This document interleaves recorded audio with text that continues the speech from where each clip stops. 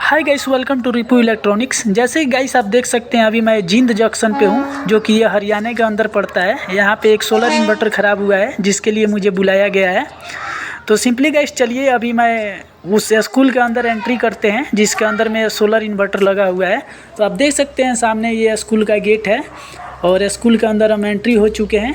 और चलिए देखते हैं कि इन्वर्टर के अंदर में क्या प्रॉब्लम है। तो अभी मैंने इन्वर्टर के अंदर में पता किया तो ये लोग बता रहे थे कि HW-COM1 का प्रॉब्लम था। तो सिंपली गाइस यहाँ से मैंने वीडियो को स्किप कर दिया, क्योंकि ये हमारा प्राइवेट जानकारी होता है। और इस इन्वर्टर को रिपेयर करके और मैंने चालू कर दिया है। आप देख सकते हैं कि ये ऑन ग्रेड ओके हो चुका है।